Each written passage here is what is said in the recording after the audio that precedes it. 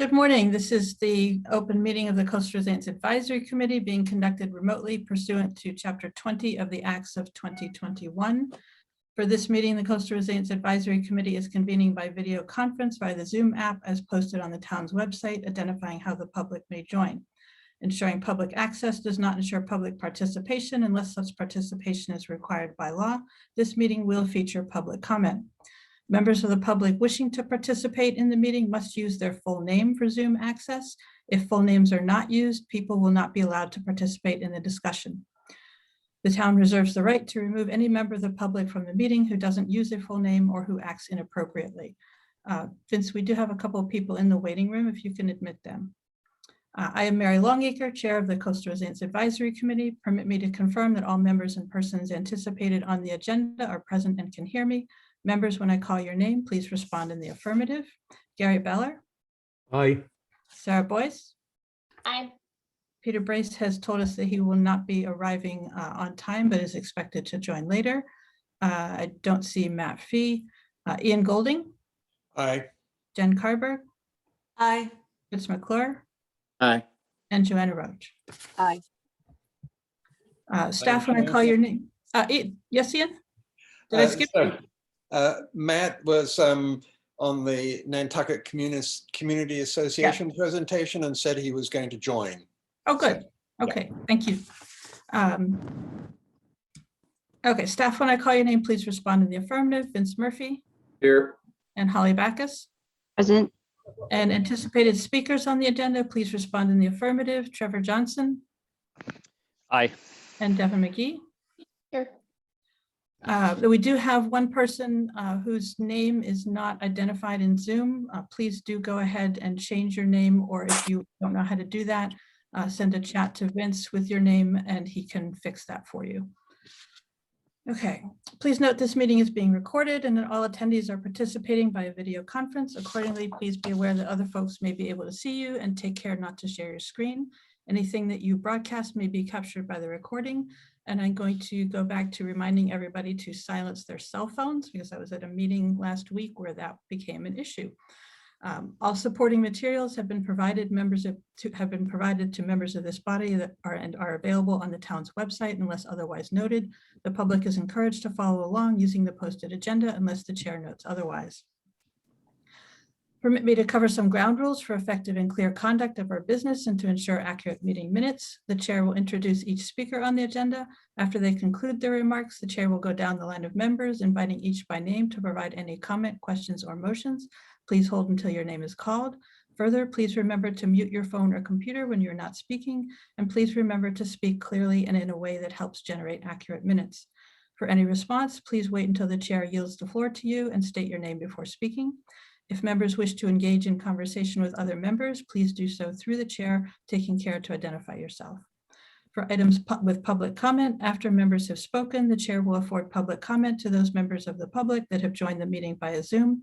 Members of the public who wish to speak must state their names and be acknowledged by and speak through the chair. Just a reminder that you also have the opportunity to email comments to Vince Murphy, vmurphy@nantucket-ma.gov if you're unable to appear at the meeting. And finally, each vote taken in this meeting will be conducted by a roll call vote. So we're now turning to the first item on the agenda, which is our annual election of officers. Do we have any nominations for the positions of chair, vice chair, and secretary? I would nominate Mary Longacre for chair. Thank you, Fitz. Do we have other nominations? I was just going to second you. Sorry. Thank you, Sarah. I have permission from Peter Brace to nominate him as vice chair. Do we have a second for that? Sure. Second. Thank you, Ian and Sarah. And is there a nomination for secretary? Definitely, Fritz McClure. Happy to have somebody else. I'll second that, thank you. Are there any further nominations for any of those positions?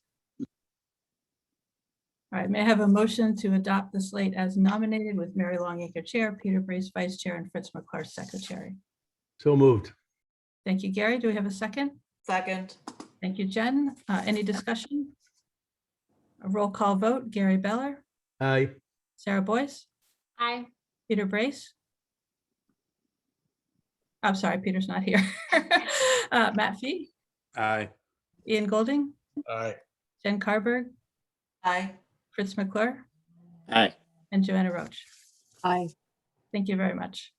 So we will continue on. We have Trevor Johnson, Project Manager for the Coastal Resilience Plan, and Devin McGee, Resilience Planner from Arcadis, here to give us a report on the virtual open house that was conducted 2 weeks ago, I think.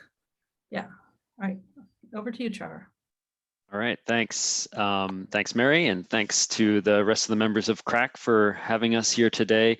Yeah, so as Mary mentioned, we want to kind of go through a what we heard summary of the open house as well as the pre-open house survey. So we'll walk through some slides and then kind of discuss the next steps in the project and roadmap moving forward. So I'm going to share my screen now. Let's see here. Okay.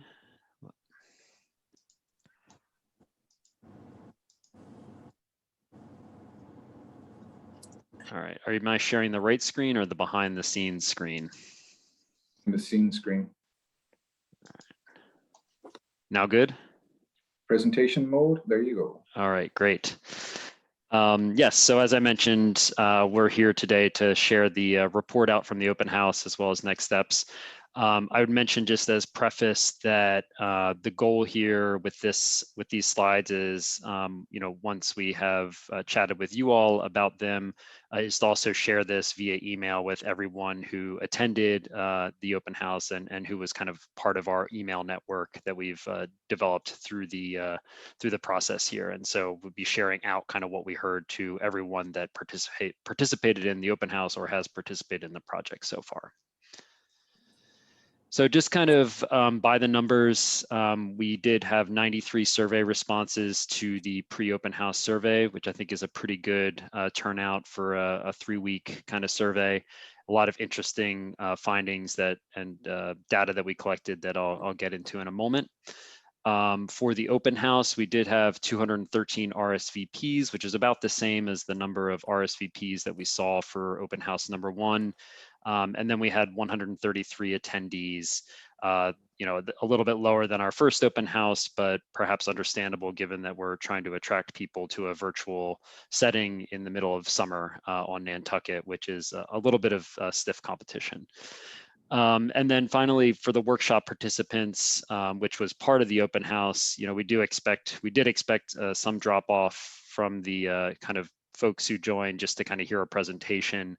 But I think we had pretty good staying power in terms of the number of participants who stuck around for the end. And I think roughly around 87 of the attendees participated in the workshops. So what did we learn? I'll first talk about the pre-open house survey, and then we'll talk about what the discussion, sort of summarize the discussion from the workshops. So in terms of who responded, we had about 43 of our respondees, 43% I should say, did attend the first open house, which means that a significant portion did not actually participate in the first kind of open house in the first phase, which I think is interesting, and it means that we're kind of speaking to kind of a new audience through this second open house. There was a small percentage who indicated that they did not attend the first open house, but that they had watched the recording, so they were kind of aware of what was discussed during that convening. Just under half, or about 45%, were 65 years or older, and 76% of those who responded identified as white. I should say that the demographic kind of questions were not mandatory, so some of those who responded did not choose to identify their age or race or other demographic factors. And then in terms of geographic representation, I think we had a really nice cross-section of respondees across the island. You can see that the largest percentage was downtown in terms of where folks live. Second being Mid-Island, and I think you'll see that Mid-Island contingent show up a little bit in our responses later on when we get into some of the sort of perceptions of coastal risk and perceptions of sea level rise. But good to see a representation across the island in terms of our responses.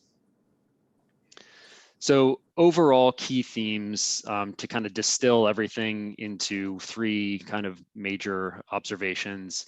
The first was that there's, overwhelming consensus that the town needs to take action. I think the quote here really captures it quite nicely and concisely, in that it would be irresponsible and grievous for our government and our citizens not to work together to take care of our home. And I think that really kind of captures the spirit of collaboration and urgency that's necessary to achieve coastal resilience on Nantucket. The second key theme is that the town should be prioritizing public resources and critical infrastructure for resilience action. That's not to say that there isn't, we didn't hear or see that action is necessary to support private property owners, but there is a clear preference for the town kind of making sure that it is modeling resilience and taking care of the public infrastructure that supports well-being and quality of life on Nantucket. And then the other or third kind of key theme is that that there are some coastal processes that can't be stopped, and so we should be thinking about how to be strategic about where we invest and where we put our limited resources towards ensuring a resilient future. And I think that gets to the conversation about trade-offs, right? And where do we want to see growth versus reduced growth or managed growth? Where do we want to protect? Where do we want to adapt? These are kind of themes that came up in the workshops as well, that we'll talk about in a minute.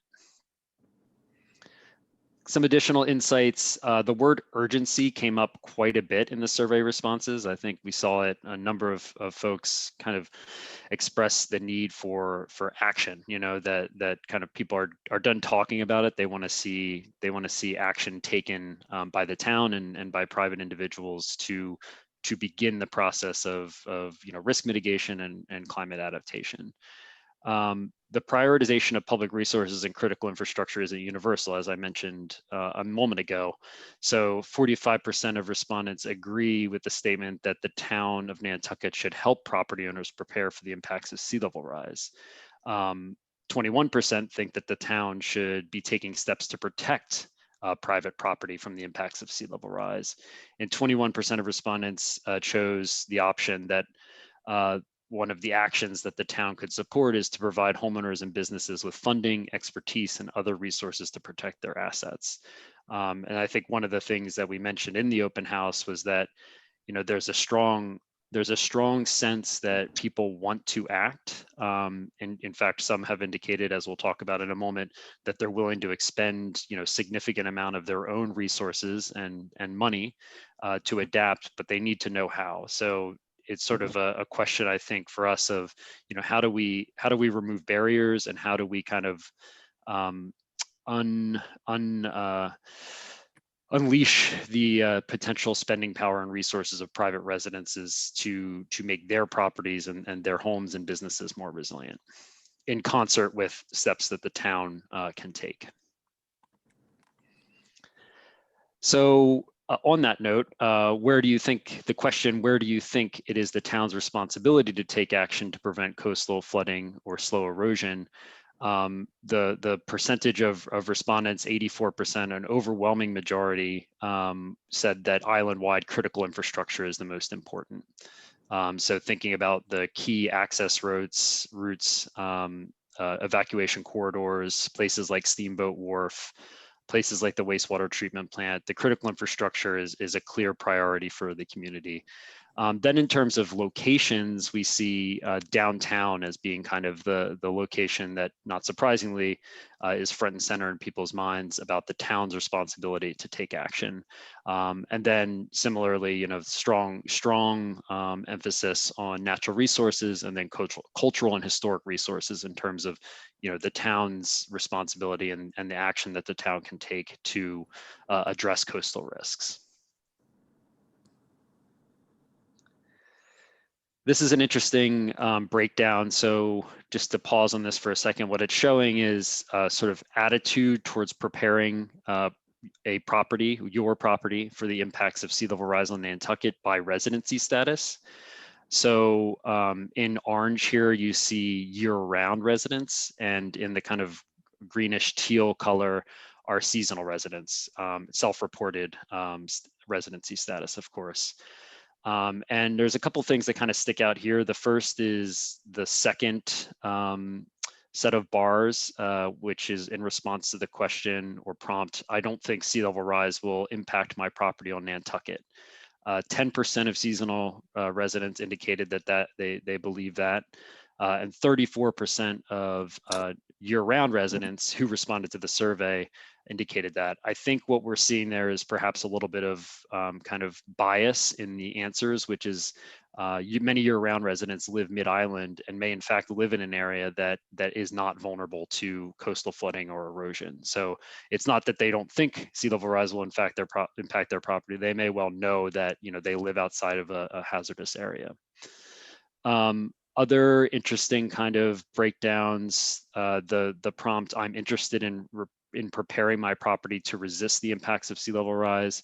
22% of seasonal residents that responded to the survey indicated that they are interested, and 14% indicated that they're already preparing their property for the impacts of sea level rise. And we see a lesser percentage overall of year-round residents. But again, that may result from folks who are part of the year-round community just not living in areas that are within the floodplain or in areas that are subject to erosion hazards. And then I guess finally, we'll share these slides after so you can take a look at this more closely, but the prompt, I think the town of Nantucket should help property owners prepare for the impacts of sea level rise.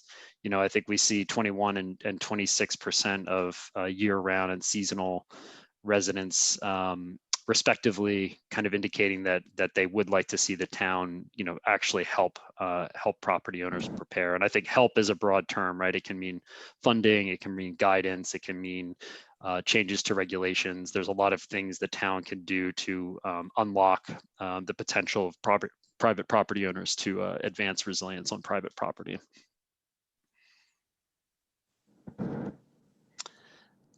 And so this is another question.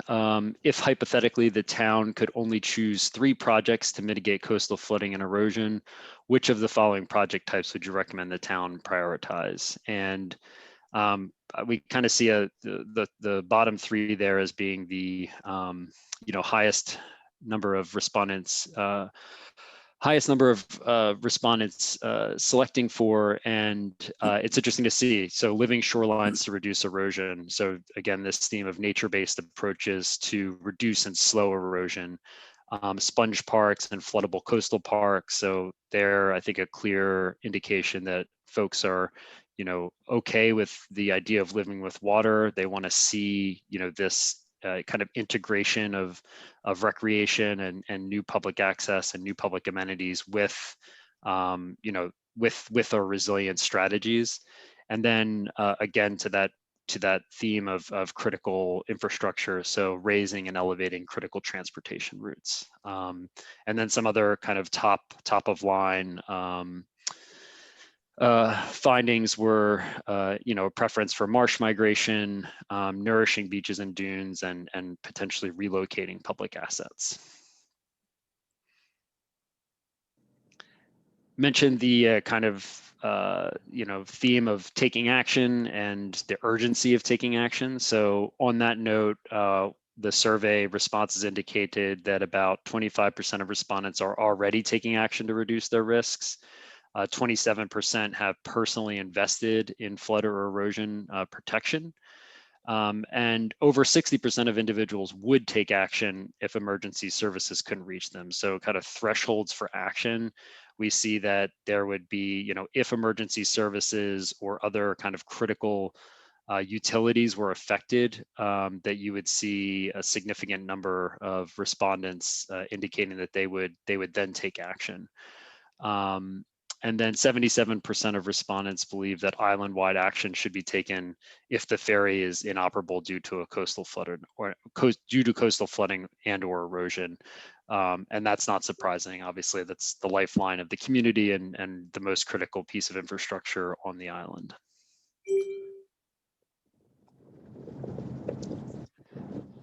on this theme of investment, 40% of survey respondents plan to invest in flood or erosion protection over the next 10 years. And the next slide will touch on how that breaks down between seasonal and year-round residents. But that there is a clear need for knowledge, resources, and guidance in order to understand what to do. So 58% said they need to better understand what the options are. 46 need professional guidance or technical expertise. 38%, a toolkit to advise on options.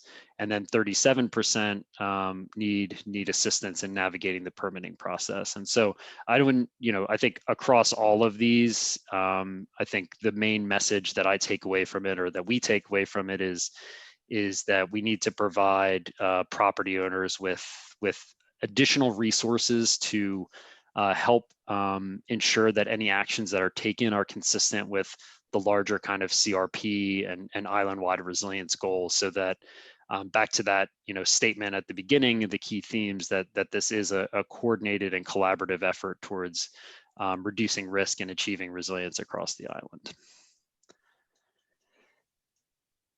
And then similar theme or similar topic question here, but broken down by year-round versus seasonal residents. So on the far left, the folks who are not planning to invest anything over the next 10 years, significant percentage points more of year-round residents are not planning to invest. But I think that could be a reflection of just where year-round residents tend to live, and the fact that they may in fact not live in an area that requires that type of investment, at least not in the next 10 years. But as you kind of move across, you see that there's a general kind of, as you go up in dollar figures of planned investment, you see a increase in the number of seasonal versus year-round residents who are willing to make those investments. So 23% of seasonal residents are planning to spend thousands of dollars, and 9% are planning to spend even more. And so that's interesting. I think it may reflect some of the fact that seasonal residents live more in the coastal areas, and that they have homes there, and those homes are vulnerable, and so they have at least they have a sense that there is investment that's going to be needed. Probably it's going to be more than what is indicated here over the coming decades, but it's good to see that people are starting to think in this kind of direction. And as we know, many folks on the island have been investing lots of money over the past years in order to prepare for some of the effects of erosion and flooding. So this is the final slide in this section. I will pause here for conversation around, or questions around the survey. Again, we will share these slides so you can look a little bit closer at them. And then the next portion of this presentation will get into what we heard from the mini workshops. But let me pause here for questions and comments. Mary? Okay, any questions or comments from committee members first? Yes, Sarah. Yeah, thanks, Trevor. I think it's really interesting to see that breakdown between the year-round and seasonal.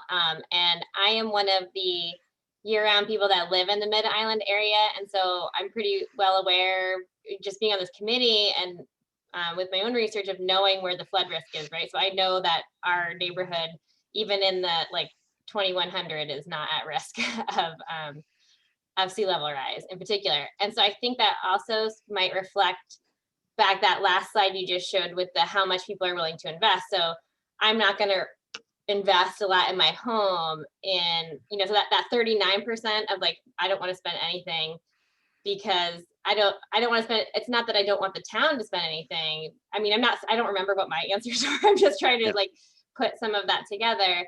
But I think that question was how much would you invest? Is that what that last question was? So that's maybe where some of that is coming from, just like you were saying. But I think it's and then my only other thought was sometimes, and this is how I personally feel when I'm answering questions about how much money I'll spend or how much I think the town should spend. It's really difficult to answer that when there's not an actual proposal, because it's kind of like, well, if there's a really great, solution to something, I might be my vote or what I would be willing to spend would be more if it's like the right bang for the buck or if the cost is Mhm. appropriate or whatever. So just with a grain of salt, I guess is what I'm saying. Oh yeah, totally. I mean, this is just, I think it's a preference survey, right? I think Right. that it gives us kind of an indication of directionality, but we wouldn't take any of this as kind of like hard and fast truth in terms of decision making, and very dependent upon what type of approach or solution we might be talking about. Thanks. Thank you, Sarah. Other committee members with comments or questions? Yeah, just, Yeah, it's Matt. Matt, Mary. My comment, I think some of the, sort of some of the wetlands that are gonna, in some of the pond issues, I don't think people sort of wrap them up into this effort yet. I think they sort of do, but not, I think they're thinking more about around the outside of the island. I don't think they're thinking, geez, I'm next to a wetland and this is gonna want to expand, or, my cellar already floods, every other year and it's going to flood every year because I'm near the pond. I don't think they've connected the dots yet at that level. So even though that, a lot of us live in the mid-island and, are probably safe, I think there's a good number of them that will find out maybe they aren't quite as safe as they thought they were. And I think that will shift over time. And I'm thinking particularly around Maya Common and some of those areas where as a board, we already hear, we already have a lot of issues with year-round homes and year-round residents. I think we're just going to see that increase. I think that's a good point, Matt. And I think that people, when they hear sea level rise, think of water over the land and don't really think of what happens to water under the land coming up, whether that's at Brant Point with the wetland there, or even mid-island. I'm not next to a pond, but I am next to a small wetland and I have basement issues. So I don't connect water in my basement with sea level rise. I don't see the ocean rushing in to flood my basement, but the overall system is definitely connected. Other comments or questions, Gary? One of the things that I see that the public is looking for, and I understand that, and I think we have to think about what the answer to that is as a committee, is people are looking to find how can they get help and to whom should they turn? And once the report is done, the question is, okay, so the report is done, and there are a lot of issues, and people now realize that there is some risk that their property is subject to, and they want to take care of it. The question is, are we going to have a town department? What part of the town will assume that responsibility? Is it the DPW? Do we have a coast? Is Vince going to change his title a little bit? Instead of just the coastal resiliency coordinator, he'll be the advisor for advice, and he may need a department or something like that, because people want to be able to get advice as to what steps they need to take. And the question is, how are we going to advise them on that? How's the town going to deal with that? And Gary, that's another good point is, we were in a survey, I think, asking about individual responses and attitudes, but we need a coordinated approach as well. So if a person at 13 whatever street makes modifications to their property, how does that affect the people around them? It's something that we really need to pay attention to, is that one person's protection is another person's increased risk, depending on how it's managed. Yeah. And just to respond, Gary, to that a little bit, one dimension or component of the coastal resilience plan, will be some guidance to property owners, right, about actions that they can take to reduce risk, from the kind of low-hanging fruit, like purchase flood insurance, even if you're not required to do so. to more kind of capital intensive, design strategies like building elevation, wet and dry flood proofing, things that property owners can do, of course, consistent with the design guidelines from Resilient Nantucket. But that, providing that initial guidance that gives the kind of toolkit of options. But then you're right that, these are not necessarily always the, everyday folks don't necessarily have the ability to really implement these things on their own. So I think that there does need to be support for, continued coordination across the town and private property owners towards implementation. And Holly, I'm going to go to you in a second because I'm going to give you a plug first. So one of the things that I think I learned through the Resilient Nantucket Guidelines for Adaptation process was that the more people in the community that purchase flood insurance, the more dollars are available when there's a disaster in that community that flood insurance can address. So that I just wanted to highlight that point that Trevor just made. Is purchasing flood insurance not only helps you recover, but it helps your community recover. And Holly, if you want to go ahead. Thank you, Mary. On the note of the toolkit, this question obviously is for you, Trevor. Obviously, you know that our Resilient Nantucket came up with a toolkit, and obviously we want to be able to utilize that information. So in not wanting to duplicate efforts, but also expand on it, I hope that the intention is taking that toolkit and expanding it, incorporating it more within the coastal resiliency plan. I think that's important. It is available on the town's website, and I do think that it was created in mind to be able to adapt as more information is provided. So I'm glad to see that being utilized. Absolutely. Yeah. No replication of earlier efforts. We're going to be, obviously we work with Lisa closely, so we'll be working to build on that, not recreate the wheel or anything. Okay, on the survey results Trevor's presented, any further comments or questions, including from the public at this point? And if you are a member of the public, you can use the raise hand feature, or you can send a chat message to me or to Vince letting us know that you want to speak. It is a small group, so you can also just unmute yourself and let us know. But not seeing any. Trevor, if you want to go ahead with your presentation. All right, sounds great. Okay, hopefully I'm sharing the right screen here. Okay, turning focus now to the mini workshops, which I think all CRAC members participated in one or more of the mini workshops. I think there were a lot of rich conversations. So we'll look forward to kind of chatting about now what we kind of took away from each of those conversations. So just to recap, the open house had the overview of the coastal resilience plan and risks and what we've been hearing, as well as preliminary resilience approaches. And then we had guided workshop conversations. And we had 4 focus areas. So they were Madaket, Nantucket Harbor, including Coatue, Pulpus Harbor, and Great Point, Sconset, and then the South Shore and Airport. And then all workshops had a discussion about potential strategies for downtown.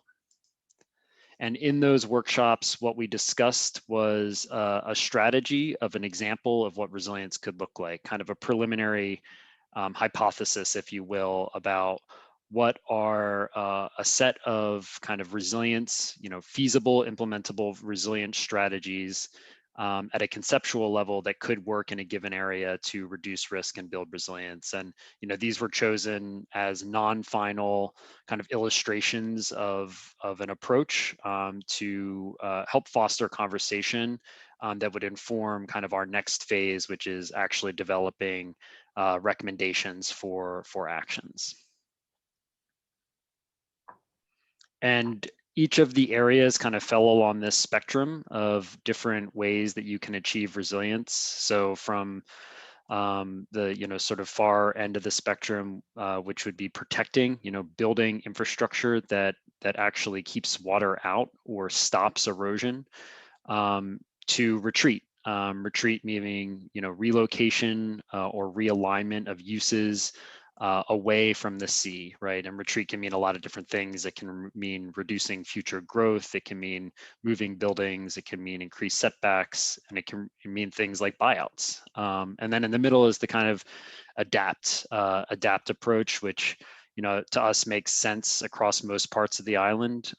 It's the approach of kind of living with the sea, slowing natural processes, taking kind of intermediary actions to reduce risk, but acknowledging that sea level rise and the effects that come with it from flooding and erosion are going to continue to happen over time, and we need to have a sort of tolerance and acceptance of living with that risk.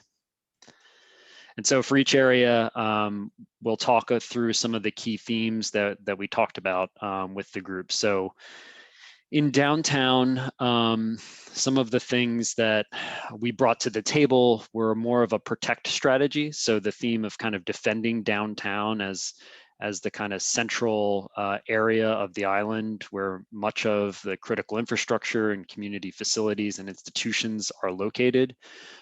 So we brought forth a proposal for a sort of elevated roadway, network of roadways through the downtown that would serve to protect to a certain threshold of flooding, keeping water out, and also adapting, Steamboat Wharf as the kind of critical infrastructure to the sea level rise through 2070s. So these are, again, strategies that could be implemented over the next 10 years to reduce risk, and that ultimately could be adapted over time into much larger potential projects, or depending on adaptation pathways into a retreat strategy over time, if that is the direction that seems prudent. So some of the things that came out of the conversation, there was general agreement on the need for structural flood protection.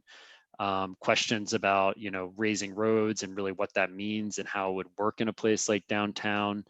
The question about, fill at the waterfront. This is an issue that is, across many communities have filled the waterfront over time, and the quality and stability of that fill is an essential concern towards erecting flood control barriers. The top priority that came out of the conversation was maintaining access to and operation of the ferry, and that accords with our findings from the risk assessment that this is the most high risk, high criticality asset on Nantucket. And I think the sort of primary goal, one of the primary goals coming out of the downtown strategy would be developing a long-term pathway for ensuring that Steamboat Wharf is accessible to Nantucket in the future. Other things that kind of came out of the conversation is the need to carefully consider who and what will benefit from protection and who and what will not. I think, the goal is to protect as much critical community facilities and community assets as possible through a protection strategy.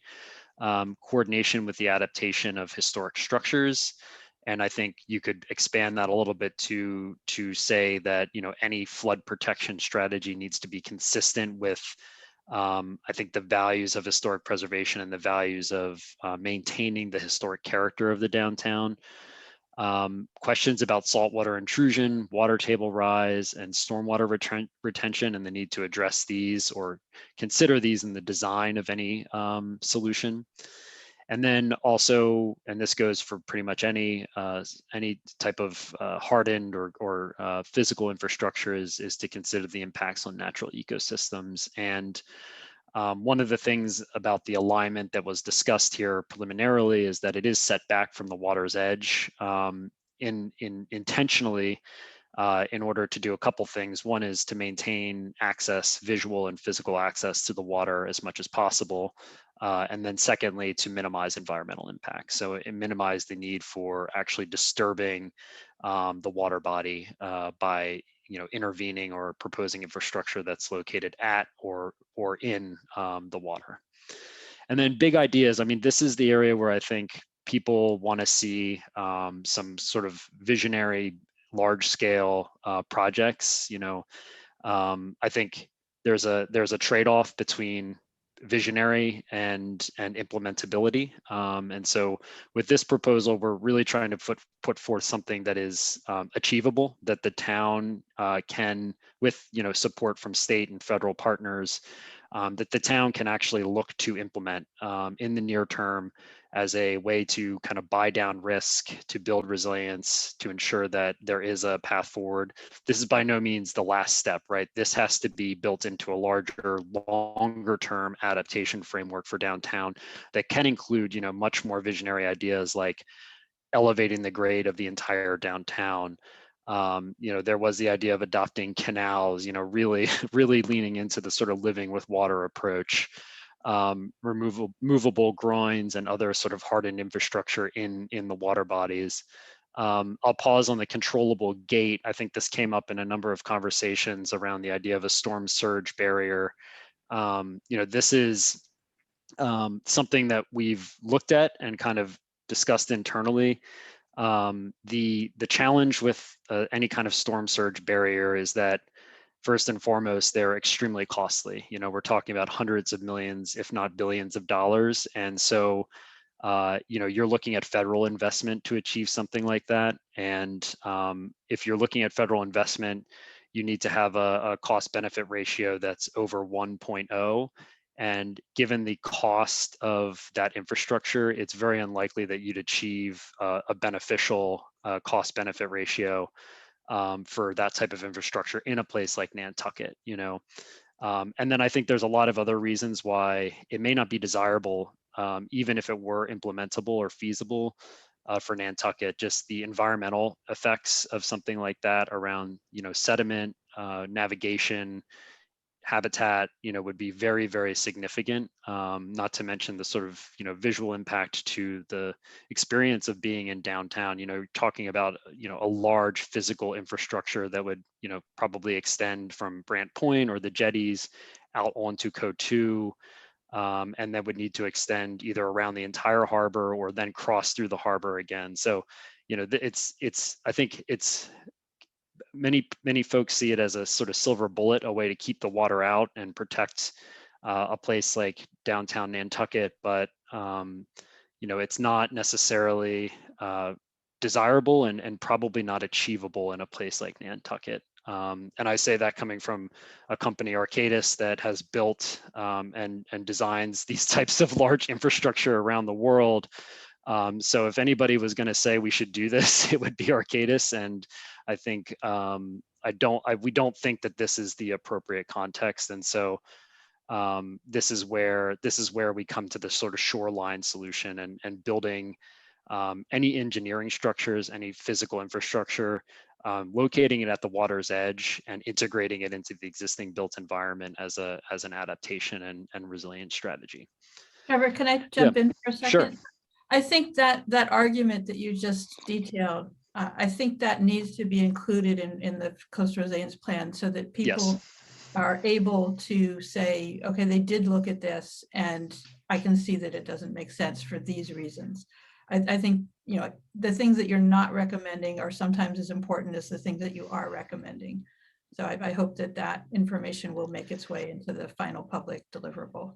Yes, it will. And any alternative that we're assessing, will be in the CRP, so people will be able to see the math, so to speak. Okay, they looked at these, they scored it, and it doesn't, it wasn't the highest ranking solution for this given area, given the risk and its performance across all of the evaluation criteria that we've discussed. So. And that's kind of like this, remember when we talked about the Stapley kind of criteria and the evaluation criteria, we use those to think about things like, is at a conceptual level, is a surge barrier the right response here, or is another set of solutions the right response? And I guess it's a good thing that Richard Branson, Elon Musk, and Jeff Bezos do not have a home on Nantucket, or they'd probably be proposing sending the island out into space to protect it. Yeah. And then the other one just to mention here, I think, is the relocation of Steamboat Wharf. And I think that's an interesting idea that we will continue to look into. The challenge is, you know, Steamboat Wharf is a quasi-governmental agency, right? They're not beholden to what the town of Nantucket says. So we don't want to necessarily recommend something in the CRP that is totally kind of waving our hands in the air and is not achievable. But to the extent we're able to engage the Steamship Authority and speak with them about their long-term plans, you know, I think something like relocating the wharf in concert with a larger long-term plan for downtown could be a scenario we'd want to look at closely. But again, it's not just a question of relocating Steamboat Wharf. It's a question of, you know, how is that knit together with the strategy of long-term strategy for all of downtown. So I'll keep moving here just in the interest of time. Real quick, Trevor, this is Matt, real quick. Yeah. That relocating it Steamboat may not be, long-term may not be as crazy as you think, because, you know, the town does own a lot of land down at the jetties, and, you know, it could be, there's things like that, and they're dealing with issues, you know, in Woods Hole. You know, if you read the paper every day, they're dealing with issues where they're raising their building, but all the parking around it is going to be in a floodplain. So you kind of look and say, does it really make a lot of sense to spend all that money to, you know, to redo a building that could be flooded on a regular, you know, the cars will be flooded on a regular basis. So I think, you know, so long-term, it's something we should keep on the table. Yep. Yeah.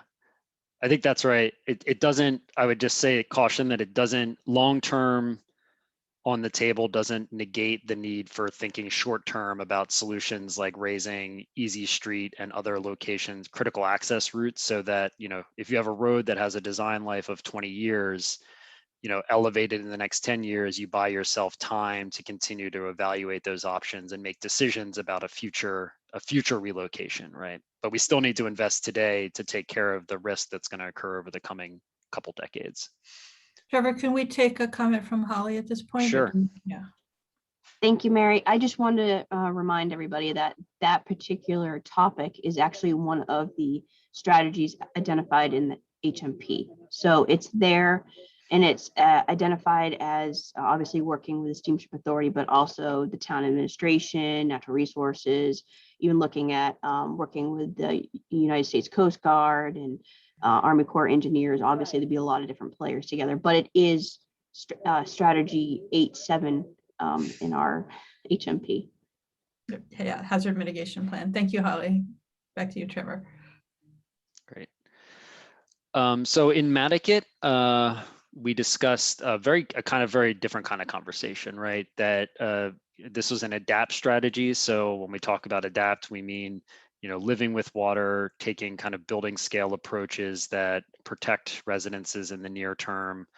And, you know, our sort of the key recommendation or key move here are, or key moves, I should say, are interventions that are more nature-based in character and that look to slow the processes of erosion without you know, stopping them. So things like sand fencing, vegetation, ways of stabilizing the existing coastal edge, but with an acknowledgement that that's not going to stop erosion from occurring and that it's going to continue to occur. And in terms of public infrastructure, the main the sort of main move here is that Madaket Road is vulnerable to flooding, both tidal flooding and high consequence, low probability storm surges in the future and today. And so adapting Madaket Road in a way that ensures that it continues to serve as an access and evacuation route for this area of the island is kind of the big move. And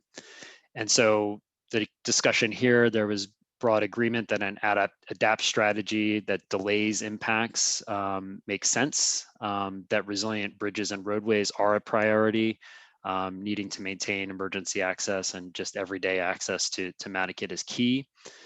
And then we see here emerge kind of a theme that exists in other areas like Sconset and the South Shore and Nantucket Harbor is the opportunity to build resilient new construction, but also to reduce density over time. So we don't want to necessarily be promoting or encouraging growth in areas that we know are going to be very vulnerable in the future. Nature-based solutions are preferred. I think another theme that came out of Mattakit that was interesting is this idea that you know, private property owners want to act, but there's a sense, a perception at a minimum, there's a perception that implementation could be easier, and that, you know, some of the processes are a little bit opaque to property owners about what they can do, you know, what the town would like to see them do, and what a permitting process, kind of the roadmap that an individual or group can take towards implementing strategies that they may want to see implemented on their property.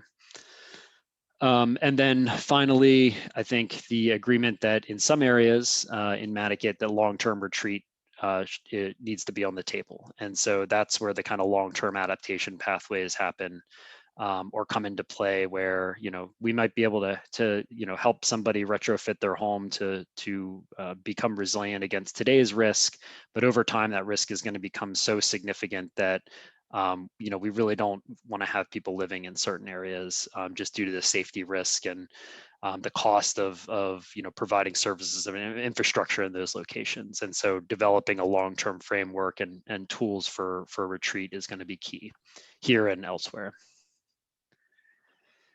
I think very similar conversation in Pulpus Harbor, or sorry, in Nantucket Harbor, that, you know, agreement that an adapt approach makes sense. Another key theme that came up here, but is also relevant to Sconset and the South Shore, is the idea of kind of the need for an island-wide sediment transport study. And related to that as well, the need for kind of an island-wide dredge plan to, you know, understand, you know, what is the sand budget, where is sand coming from, and where can it go, you know, ensure the sort of equitable distribution of sand across the island. This is one area where, you know, we did discuss the idea of CO2 and CO2's kind of significant role in sheltering the harbor. And one of the hypotheses that we put forward here is perhaps taking more of a protective or a harder approach on certain locations on CO2 to ensure that it is not breached, and that it continues to serve its protective function. I think there's a lot of engagement that still needs to happen with property owners and other folks on CO2 to really suss out, you know, whether or not that's the appropriate approach. But it was interesting to see people's kind of exposed to that initial thinking and begin to think through what that would mean for CO2. And then again, preference for nature-based solutions. And overall, I mean, in this area, just given the significant habitat, eelgrass habitat, and importance to the economy of local economy of Nantucket, you know, the need to preserve those functions as much as possible. And in Sconset, obviously a lot of conversation in Sconset around Baxter Road.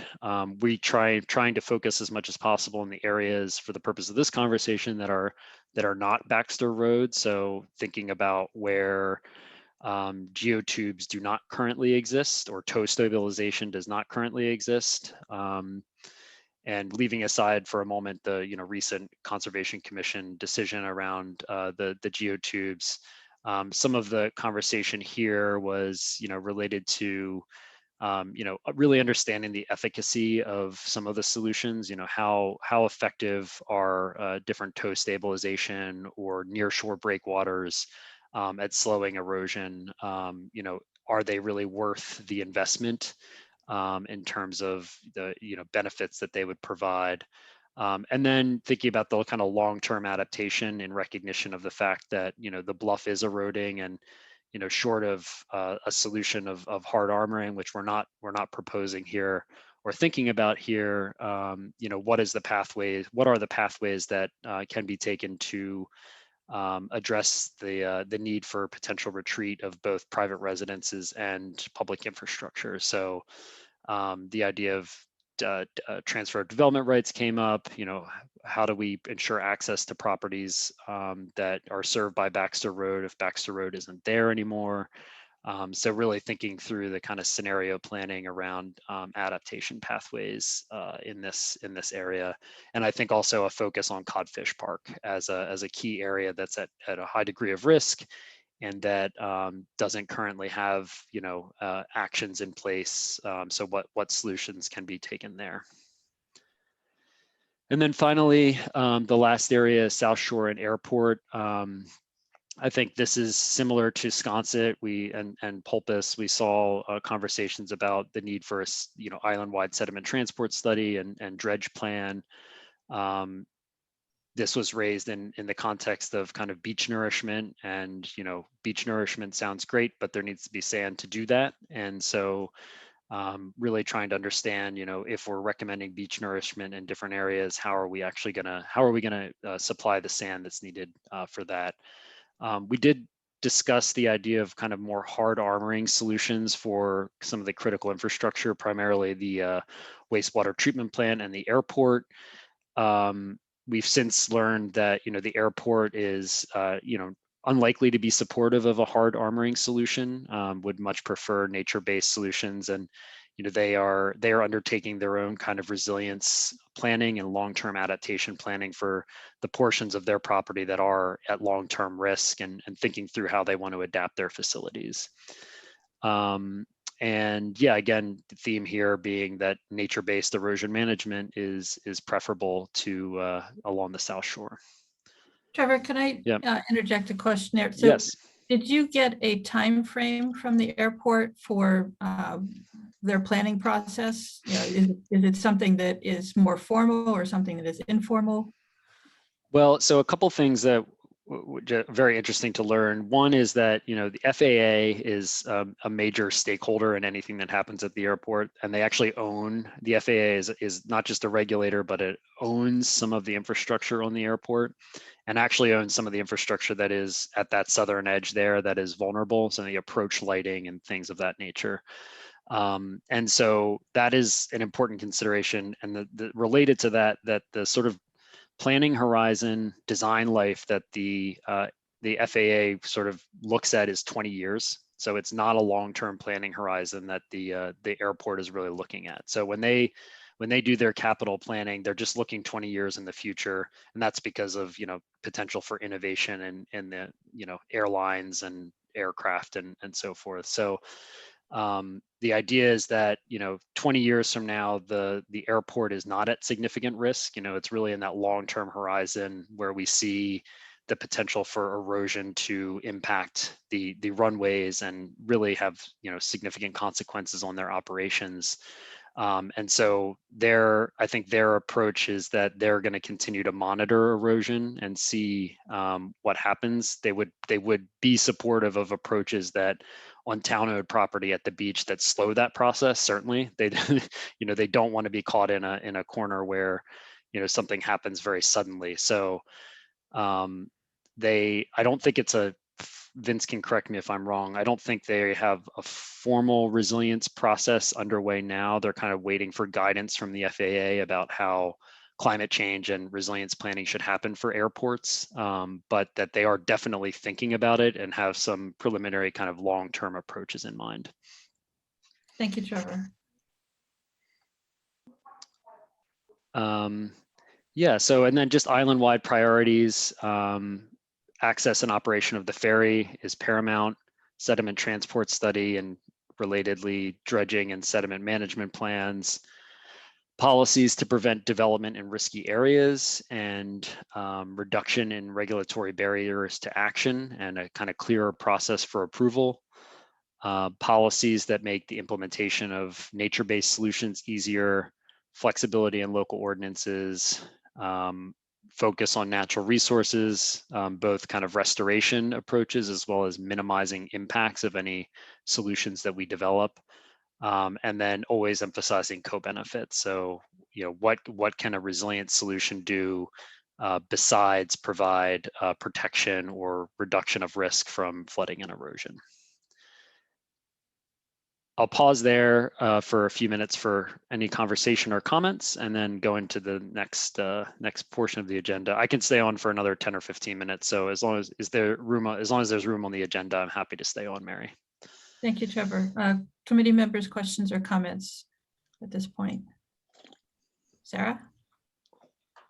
Yeah, thanks, Trevor. One thing that I just wanted to add, I was in the Mattakit group, where I spent most of the time, and two things that came up. One specifically for Trevor, and the terms of the policy part. One of the things I sort of heard come out of that discussion was definitely about making policy easier for nature-based solutions, and the response to the Millie's Bridge overwash was a big discussion point. But I think part of it was also the policy change or something for response. So like if something happens that you don't have to go through 6 months of Concom approval and getting on a list and to make it happen. It was more like if there's something, I think the thing was like if there was something that could be done that was like responsive to an issue. So that was kind of a slightly different tact, but with the policy thing, but something that might be important because we're going to see those unexpected consequences of storm events happen, and how can we be quickly responsive.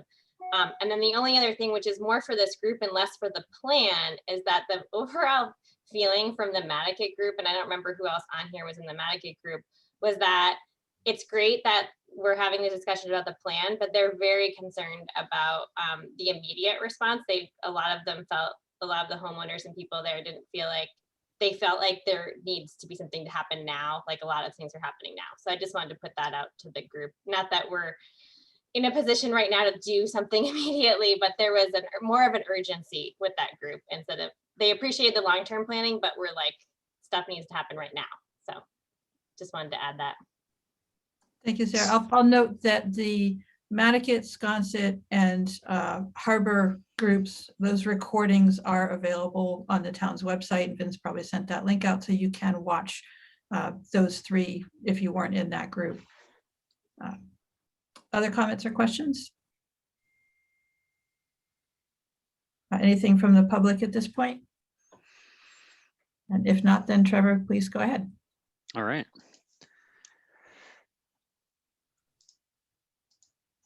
Okay, so in terms of next steps for the process, so we are in the final sprint to the finish here, and it's going to be a lot that's going to come pretty fast. I spoke with Mary, or exchanged emails. I think our expectation is that members of our team will be working with CRAC closely over the next 2 months, 2.5 months. And we do expect to come back for many, if not all of the CRAC meetings, just to keep everyone in the loop about how we are progressing and continue to finalize our approaches and recommendations. We see this as kind of the primary public means through which we can share these ideas and have a discussion about them with you and members of the public. So just to give a sense of kind of what we're working on and what we'll be bringing forth in the weeks ahead. One is the island-wide resilience framework and adaptation pathways. So this would be the kind of island-wide focus of long-term kind of resilience building, right? So thinking about every area of the island and county to develop a set of strategies that can be adopted in each area. Related to both the shoreline and any infrastructure and buildings that are located in hazardous areas. And that'll be, thinking about that as, today and then into the future. So just for example, thinking about places where, we may recommend an adapt strategy today, this will kind of carve out the roadmap from getting from that adapt strategy to potentially a retreat strategy in 2050 or 2070 or 2100. If that is the appropriate response in that area. Then the second two pieces that are related are really more focused in the near term. So these are implementable strategic projects. So the first bucket is strategic design opportunities, where we'll do more detailed study and conceptual design. So these are opportunities for investment over the next 10 years. Big wins that help us buy down risk and build resilience for the community. And these would include more detailed kind of design and engineering parameters, such as design flood elevations, implementation steps, funding mechanisms, permitting considerations. These are real projects that we see as opportunities for the town to start to take action beginning today, and that, you know, are fundable. I think most importantly under kind of federal and state grant applications and funding programs, so that we can build out the information that can roll right into those grant applications to begin implementation. And then related to that is the strategic kind of policy and programmatic opportunities. So we can do a much more detailed sort of review and focus on potential policy, regulatory, and organizational process changes that can help expedite implementation of the key priorities and make recommendations for the adoption or you know, adoption of new or changes to existing policies and regulations, such as the local wetland ordinance, to help advance some of the resilience goals. So think about it as kind of we have the long-term big picture pathways for the whole island, and then we have kind of strategic areas where we want to focus for near-term implementation. And then I think what I'd like to discuss is kind of a preliminary idea for the focus areas where we'll do more deep dive kind of planning and conceptual design are highlighted on this slide. We can have a discussion now, and we'll share these slides with Vince and with the members of the committee later today. So happy to take feedback. But the areas that we think are really ripe for near-term kind of planning, infrastructure planning, and potential design solutions.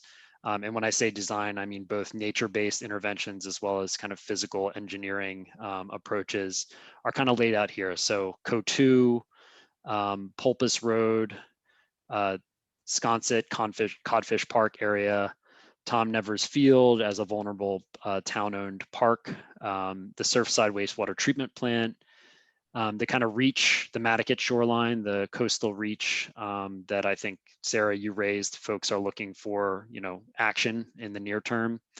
Mattocket Road as a critical access point to the western portion of the island, and then downtown. So really doing a much more deep dive analysis of what solutions, protective type solutions are appropriate for the central area of downtown, as well as, you know, Goose Pond as an area that is a natural resource and may have opportunities for enabling wetland migration, as well as adding new public access and public amenities. So yep. For my benefit, and I'm sure for others, can we clarify exactly what Goose Pond encompasses? You know, it's not top of mind. Which area is Goose Pond?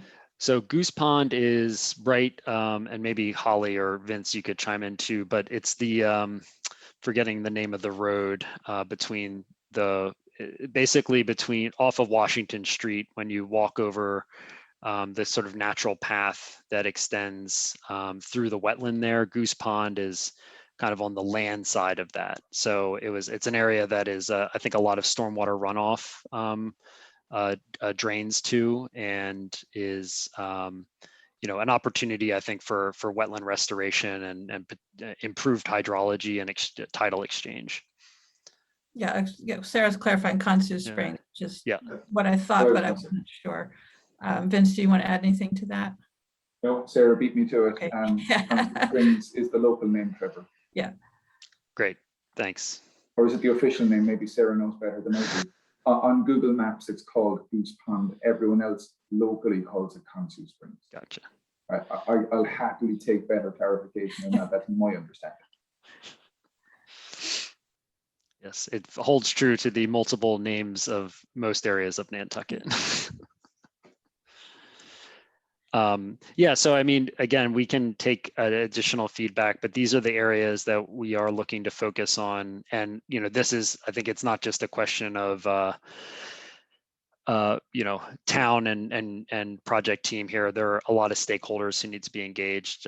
We'll be talking to Nantucket Conservation Foundation early this afternoon about CO2. You know, we're looking to get a meeting on the books with folks at the Surfs wastewater treatment plant. So, you know, these are, when we're developing these solutions, it's the idea is that we need to be engaging with the stakeholders who are going to be responsible for implementation, because we need to come up with solutions that are, you know, achievable and fit kind of within the realm of possibility and ongoing plans that these different areas of the island have going on.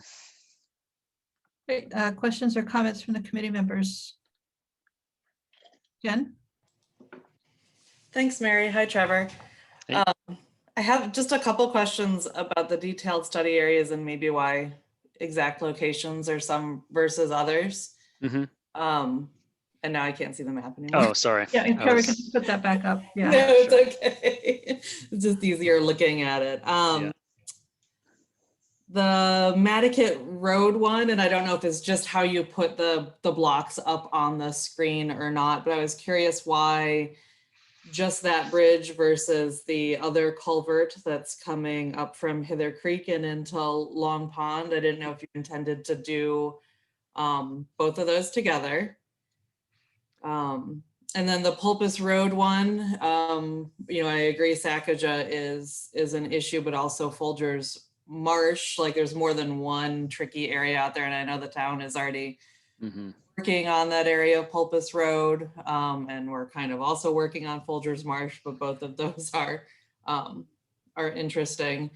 And then with the Surfside wastewater treatment plant, I didn't know if that also included the treatment plant that is out in Sconset that's also close to the beach and the erosion areas. I didn't know if it made sense to include those together when you're having a discussion with the wastewater treatment folks about both of those plants. So those are my three kind of questions about specific focus. Just to Oh. clarify one thing. Vince, go ahead. Thank you, Mary. We're trying to chat with David Gray in the wastewater treatment plant to better understand the Surfside treatment plant first, and then later, second, to understand the decommissioned one, the old sewer beds just by Low Beach. They're monitoring that one as well quite closely. And David, when I spoke to him last week, he's waiting on a meeting, an in-person meeting with some consultants before he will want to meet with us. So it's on the cards, Jen. Thank you, Vince. Holly, did you have a comment? Yes, thanks, Mary. I was curious about the code too, just because it's not just NCF trustees. There's also local property owners Mhm. on Third and Fourth Bend. I know some very closely. So I was just curious on how that outreach is, if that, you know, what the plan is for that. Yeah, I think that's it.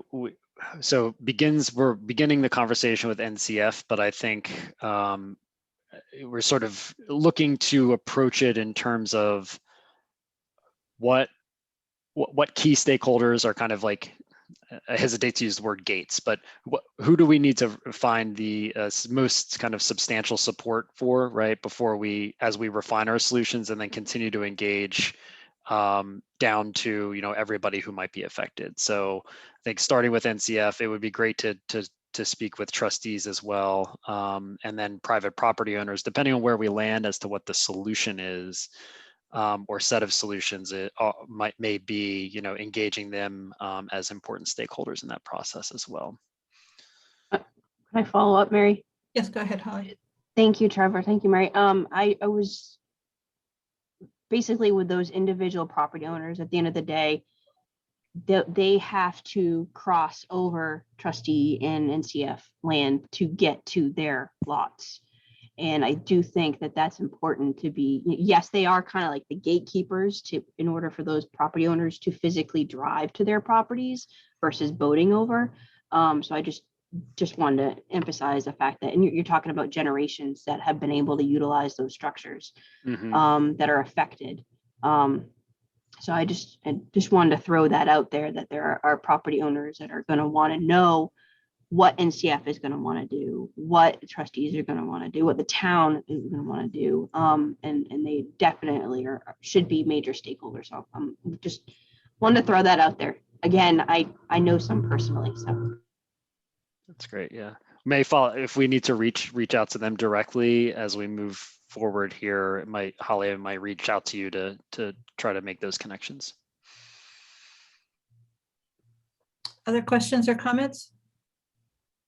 Matt. Mary, it's Matt. Yeah. Yeah, Trevor, one question. you talked about adaptation pathways, you know, for the long term. Will those have clear triggers attached to them now? You know, will we understand when we're going to the next step on those pathways?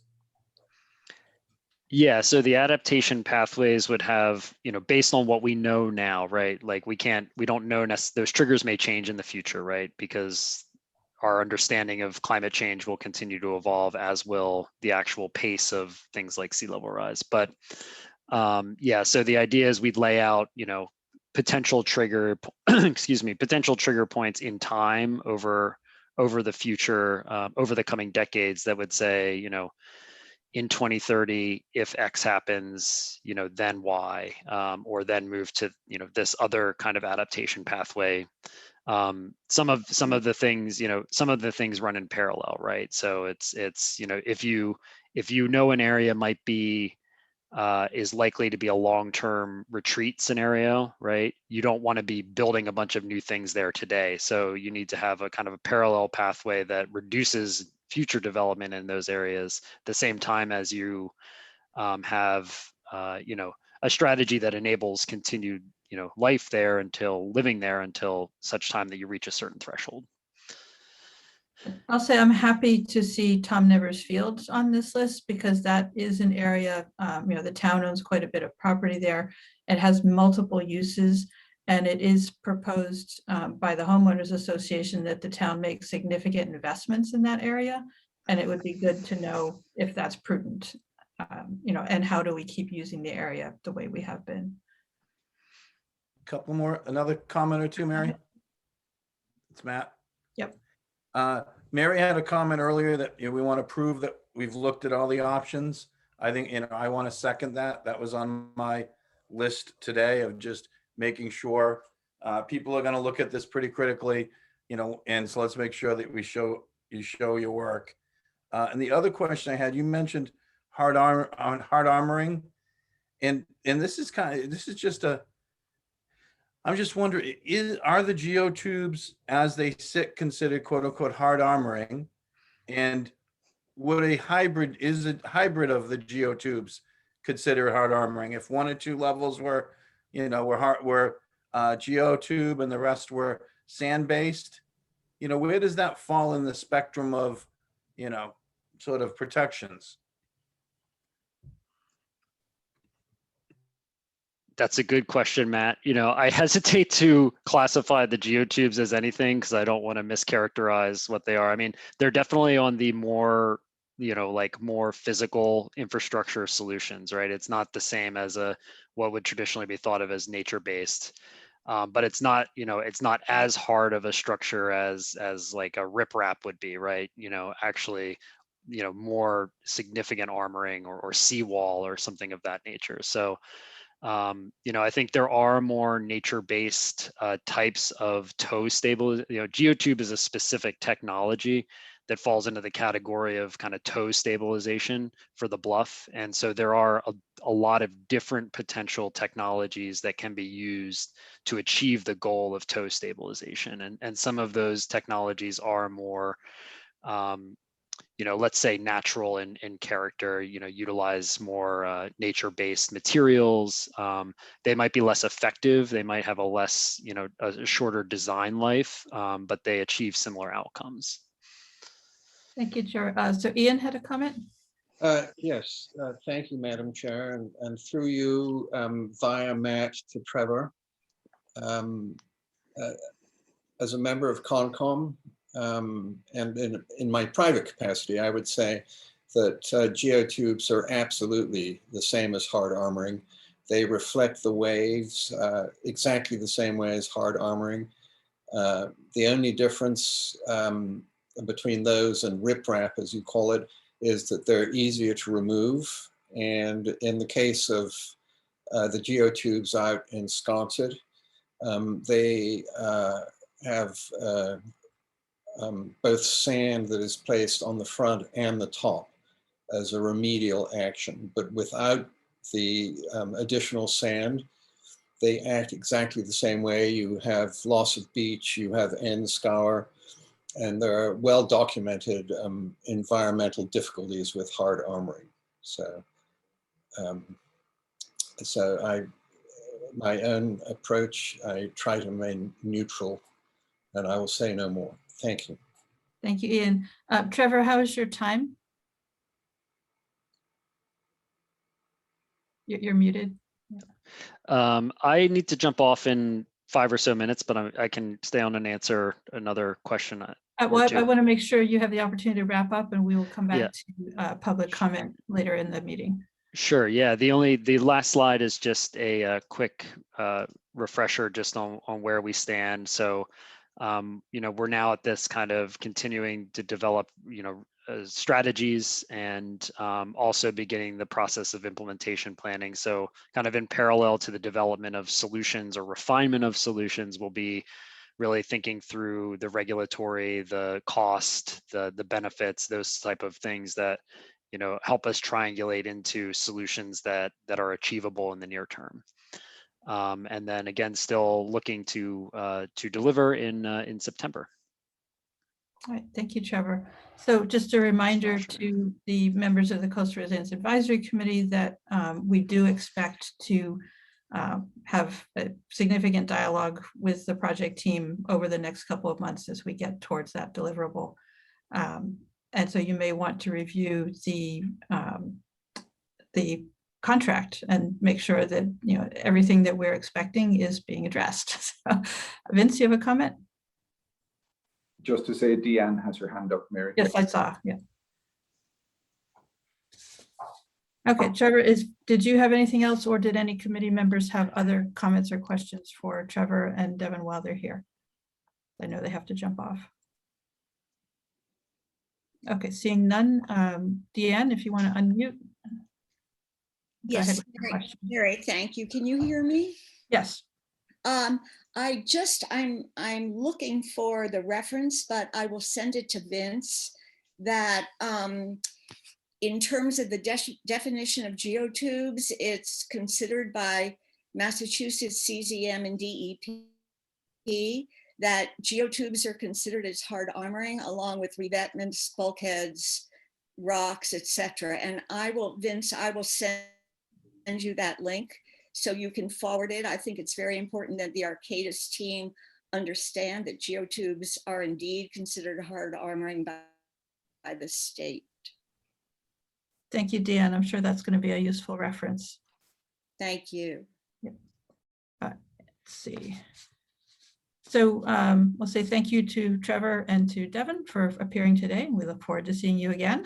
Yes, thank you all. Yeah. And our agenda has the opportunity for continued discussion more generally on the Coastal Resilience Plan efforts and work to date. Any feedback can be sent by Vince to the project team. So I know that Trevor wasn't able to stay for the full meeting, but that doesn't mean that we have to end the discussion. So if there are any further comments, questions about the development of the Coastal Resilience Plan, we have the opportunity to talk about them. Holly? I just wanted to mention for everybody's benefit that both Vince and I have mentioned, and I know a lot of people in here will probably be on the same page, that we would like to see more green infrastructure used on the island. It needs to be used. And that's just the little planner in me, not as a professional. So just want to notate that for the record. Thank you, Holly. Vince is giving you a thumbs up. Any further questions or comments? Okay, if there are none, also this is an opportunity for the public to comment on the development of the Coastal Resilience Plan. But if there are no further comments, then we'll go to updates on other, oh yes, Gary, go ahead. Just one question.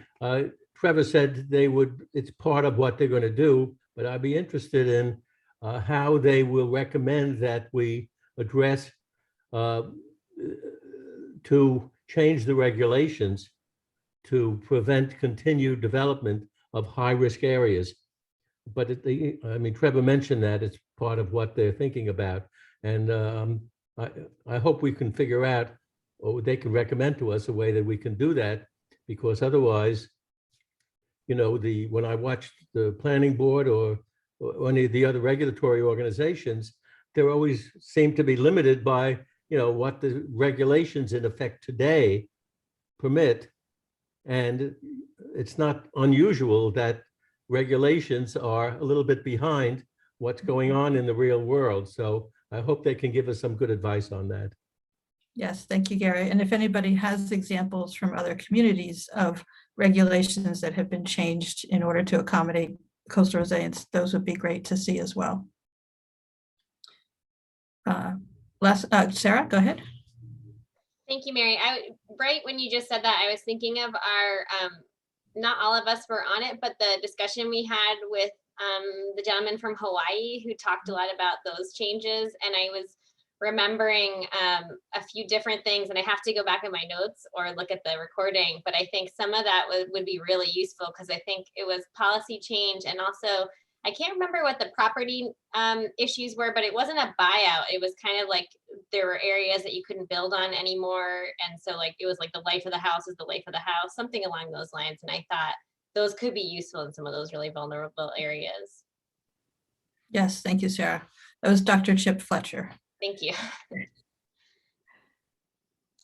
Okay, so let's go on to the other projects. And just a reminder that we have a standing item on the agenda now, that there are 4 projects that we're aware of regarding coastal resilience that are ongoing: Baxter Road, Sheep Pond Road, Code 2 with the trustees and with the Conservation Foundation, and the land bank properties.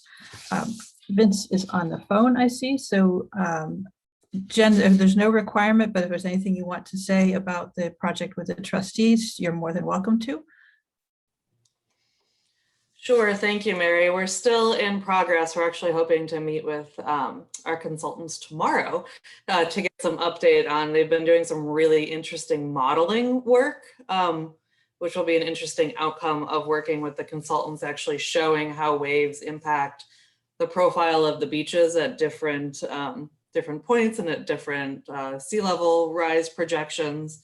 But unlike our larger plan here, we're looking at, just to remind everyone, at a few specific points that NCF and the trustees have identified as far as what we see as the major areas that are going to be impacted by sea level rise, that we're seeing already, that, you know, everyone could kind of pick out, you know, the Haulover, the Galls, near Coscata Pond, and at Second Point and Second Bend as the areas that we're seeing the most impact right now. So the consultants are working on possible ways and pathways to increase resiliency there using natural solutions. So we're actually, as Trevor mentioned, speaking with Trevor later today to see how what they're doing is lining up with the work that we're doing with our consultants as well. But hopefully more on that soon as they're working on their modeling work. And Jen, is there an end date projected for that project? I believe it's September is the deadline that we've given the consultants that we're working for. So they're working through the initial modeling stages now, and then those projections of solutions, plans, cost, et cetera, will be in September. Okay. Ian, did you have a comment for Jen? Thank you, Madam Chair. You beat me to it. Thank you. Vince, are you available? Okay, so anything on either the Baxter Road project or the Sheep Pond Road situation? Sheep Pond Road, nothing to report there since the last meeting. At the time, also nothing to report when we met on June 8th. The Baxter Road, obviously, there has been a decision by CONCOM, which Ian can update us on if he wishes to. The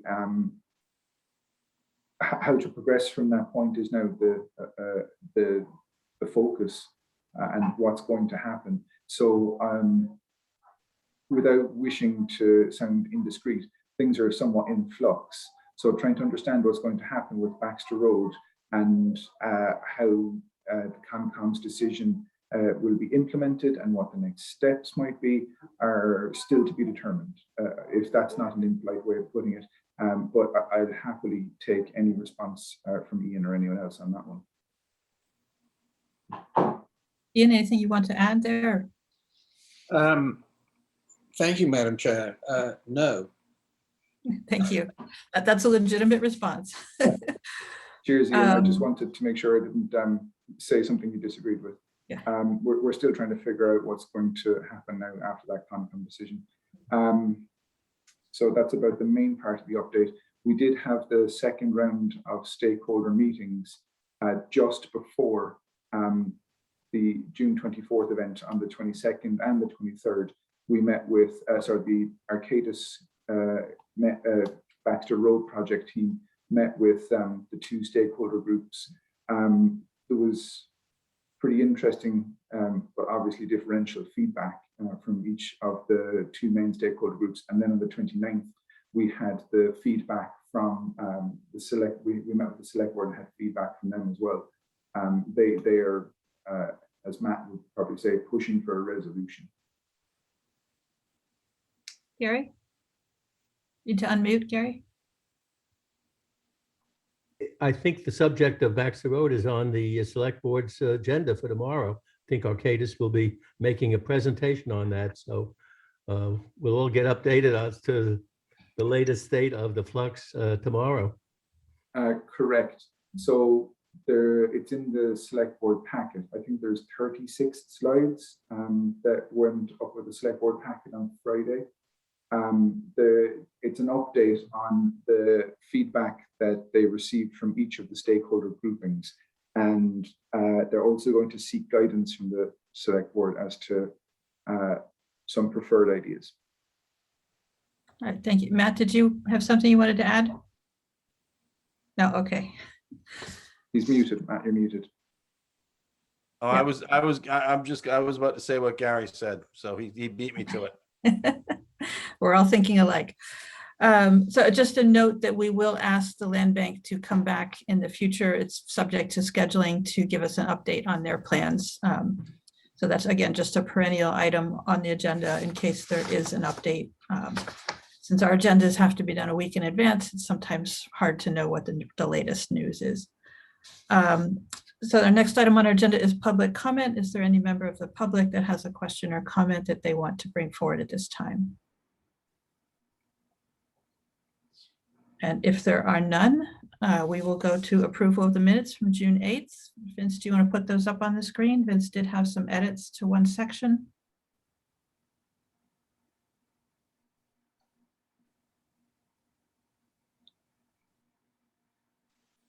Okay, I'm unmuted. Sorry about that. Can people see the minutes? Yes. So I just had some edits to point 3. It was just changing the order around to get the correct dates for the correct groupings more than anything, and 1 or 2 grammatical things. Okay, any further? Gary, go ahead. Vince, on number 2, after you quote something, there's an extra NOT in there. You have to take one of those out. You see in the second paragraph number 2. In here, Gary? You see right after it said Gary Bella said we don't not have. You don't say don't. Oh. It's an extra not. Deleted. Great, thank you. Gary. Any further comment on our discussion of the minutes? And if not, we'll take a motion to approve. So moved. Thank you, Gary. Do I have a second? Second, Thank you, Sarah. So roll call vote, Gary Beller, Aye. Sarah Boyce, aye. Matt Fee, Aye. Ian Golding. I abstain as I wasn't present. Thank you. Thank you, Ian. Jen Carberg. I abstain as I wasn't present also. Thank you, Jen. Fritz McClure. Aye. Mary Longacre, aye, and Joanna has left the meeting, but she was also not present. So we have 3 abstentions. Peter's not here, so that leaves 5 in favor, I think, as a result. Thank you for that. Committee reports. So I do have an update on the conversations that I've been having with the Dreamland and with the Nantucket Historical Association. The movie, The Ants and the Grasshopper, is still on the festival circuit. It is not available for general viewing, so that is not an option. But we are looking, the Dreamland and I are looking for alternative suggestions. One option would be, again, subject to availability, the movie An Inconvenient Truth, which is coincidentally 15 years old at this point. It might be worth a discussion of what's happened since and how that applies to Nantucket. That's an idea. We don't have that confirmed. But if anyone else has a suggestion for a movie that would be relevant to coastal resilience on Nantucket and would allow a panel of local people to have a discussion following the movie to help bring the message to the public about what the island is doing about coastal resilience, any ideas would be great at this point. Probably it would be in the context of a film for thought at the Dreamland. The Historical Association suggested that we coordinate with Envision Resilience to have something about Nantucket's coastal resilience efforts in their Envision Resilience exhibit that is at the Thomas Macy Warehouse this summer. And we are reaching out to them to do that. One suggestion would be to have our homeowners brochure available as a takeaway at their exhibit. But certainly if there are other ideas for how we could piggyback on their exhibit to reach the public, that's something that we can approach Remain and ask if they're amenable to that. Sarah? I was just thinking, since likely there'll be a lot of people going through there, if there's any way, any feedback or like questionnaire, anything that the Arcadis or we would want, it might be an opportunity where there's just like a lot of public flowing through. And I mean, that was just a quick thought, not that I have anything suggested, but I know most of that public comment is sort of done at that point, but because I know it will be a lot of visitors and not necessarily like the people who sit down and come to a meeting. So there might, if there's any information that we would want to solicit from that kind of group, I think if we have an information table and something like that, that would be a good like QR code with like 4 questions or something. Just, you know, to get at that group of people too, because even though they're tourists and a lot of day trippers in general, that's a huge generalization. If there's questions that are particular to that user group, that would be a good potential good avenue. I think that's a great idea, Sarah, and I wonder if Remain has plans to collect any information at that exhibit to begin with. But one thing we could do, just piggybacking on your idea, we could take the article that I wrote for the chamber, blow that up on a poster board and use a QR code to engage with people. Vince, maybe you can look into that possibility. I don't know if we need to get permission from the chamber to use the article, but I wrote it, so hopefully that wouldn't be a problem. Any further thoughts, Vince? If we could just do a simple poster, could have the article, could have a QR code that links to the CRP website. I might be able to get it printed fairly cheaply, but in like substantially large size that it could be used. Yeah. But They could just sit on an easel, so we wouldn't have to take their wall space. They do have plenty of room there. I've been through the exhibit. All right, so it just has to be acceptable to Remain as well. We Right. can't just assume they'll give us permission. Right. Sarah? Just for the homeowners guide, would we have those printed or like a certain number of them printed? Are they already, Vince is raising his hand. Yeah. Vince?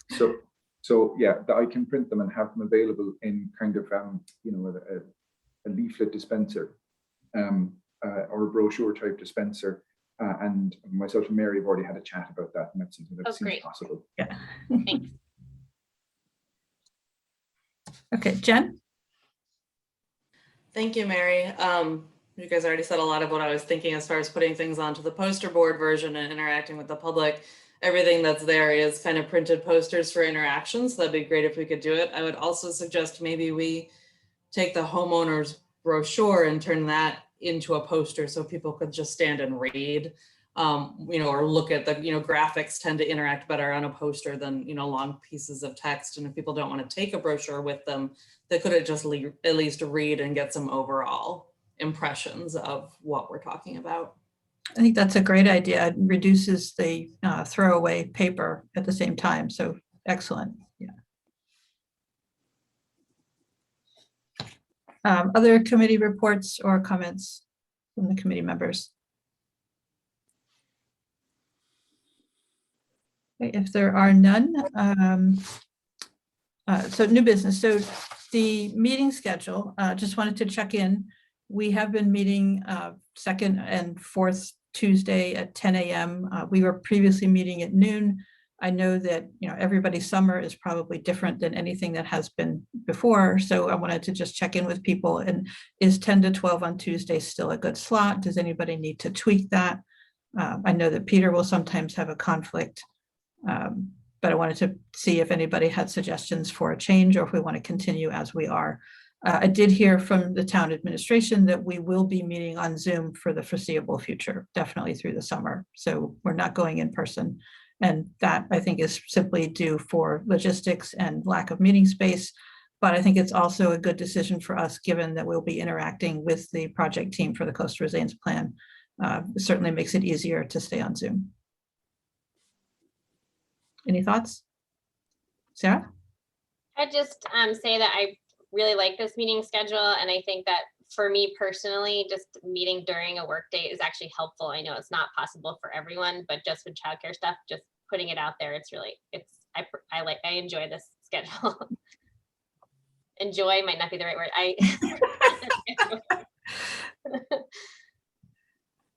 Anyone else? Again, no changes are being proposed. Just wanted to make sure that this still works for everybody. That sounds like it's good. All right, so we do have that time slot reserved with Erica through the summer, so we should be fine on that. So other than that, we just have the reminders on our agenda about recordings. Any final comments before we adjourn? Yes, Vince. Just wanted to give everyone a super simple, quick update. I've been doing the circuit with some of the homeowner groups within the Civic League. So on June 26th, a few days after the 24th event on the 24th, I gave what was supposed to be a 15-minute presentation to the Monomoy homeowner group, the Monomoy Association, that ended up being 40 minutes. They were extremely interested and extremely engaging. And most had not, interestingly, had not come across any of this information in the past. But for the majority, most people were only on island a couple of days or weeks at that point. On July 7th, I spoke to the Sconset Civic Association. That was 15 minutes, and they kept quite close to the time. It was only ended up being about 20.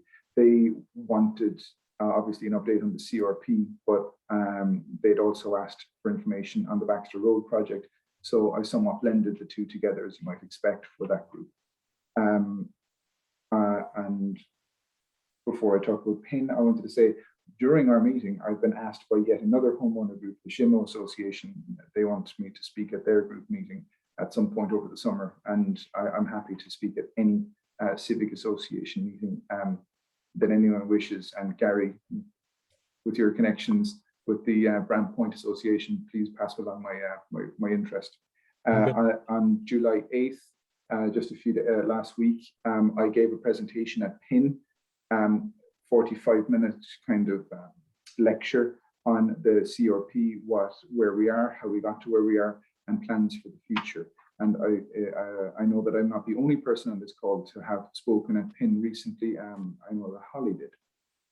PIN being the Preservation Institute Nantucket and their summer program of university students. Holly, do you want to tell us about your? Yes, so I also spoke to the PIN students this year. I am a PIN grad myself, so it's nice to be able to speak to other preservation students and see what their actual backgrounds are within their education realm, which is pretty cool.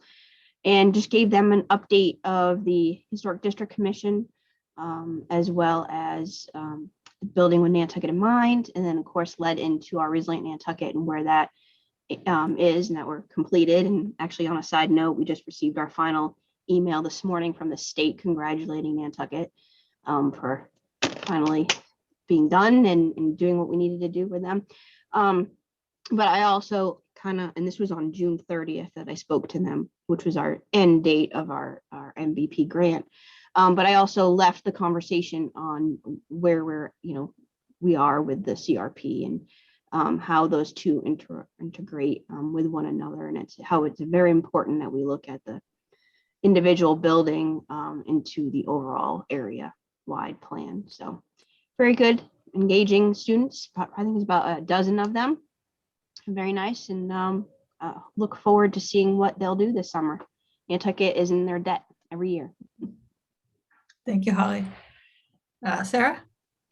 Yeah, I talked to the Penn students as well, sort of last minute last week when they had a change of schedule. So I helped lead them through a field trip of Washington Street area.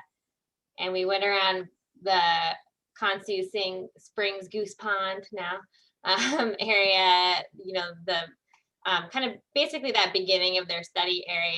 And then I brought them through to like where the kayak beach is, and then Rachel Freeman from the land bank like took over, and then she kind of walked in some of the land bank habitat. So just since we're talking about Penn, I bring it out there. They're getting a really good overview, and they were very engaging. I agree, Holly. They asked great questions, and as we were walking from place to place, they were like asking me all these really informed questions. I felt so excited about this group. And Vince, we have an invitation for you to speak as well through the Land Council. That's right. Next Tuesday, State of the Harbour. I think it's from 4:30 to 6 o'clock. They've asked if I could give a 5 to 10 minute update on the CRP and where we stand. In some ways, this is a follow-on from the very same, it was closer to half an hour I spoke for last year, but this is kind of an update a year on. So that it's wonderful that we're getting to speak to the community, and I just encourage everybody, you know, when you see an opportunity or when you know of an organization that is interested in having speakers, you know, if you're not willing to speak yourself, give Vince a ring and see if we can get connections. The more people that are aware of the Coastal Resilience Plan and provide input for it, the better it will be. Vince, there was a comment that you relayed to me from the Arcadis team about the attendance for our events as opposed to attendance from other projects that they've had in larger communities. Do you want to just relay that comment? Sure thing. So I've been having a lot of conversations, as you might imagine, with Arcadis over time. You might remember that they did a similar type of plan for New York. They did a coastal resilience plan and a climate action plan all rolled into one for effectively Manhattan Island, as I remember. And they did something similar for Boston. They did the whole South Boston climate action plan, and they've worked on many other similar plans in the area. At both of those, they had public in-person events, and they had in the region of 40 to 50 people attend both. And that's for extremely major cities. And some just happened to notice that it was happening and going on and walked in on the day by chance. And this was after a public campaign to get people to attend. The fact that we've had 160 plus and 130 plus at the January and June virtual open houses respectively, they consider that exceptionally high public engagement. They have never seen it from a small community like this before. They also realize that that means there's huge public interest in the CRP, which we wouldn't expect any less from our public. Thank you, Vince. And any last words before we adjourn for the day? Ian, was that a wave or a goodbye or a... Actually, my understanding is called Goose Pond because back in the day, long before high school students were still taking their shotguns to school for hunting season, you know, it was called Goose Pond because it was a very easy place to get geese for your table. So Excellent. See, we have a little history lesson here too. I appreciate that, Ian. thank you. All right, we'll take a motion to adjourn before we get tasked with joining the Historical Commission. So moved. Thank you, Ian. Do we have a second? Second. Thank you, Gary. So roll call vote, Gary Beller, Aye. Sarah Boyce, Aye. Matt Fee, Aye. Ian Golding, Aye. Jen Carberg, Aye. Rich McClure, Aye. and Mary Longacre, aye. Thank you. We'll see you in 2 weeks. Thank you all. Bye-bye. Bye. Mary or Vince, can you tell me when Joanna left the meeting? Just after 11:02. 11. Yeah. I'm sorry? J- You were both uh, talking at the same time. Yeah. Vince had 11:02. Okay. Okay, if nobody minds, I'm going to stop the recording. Thank you.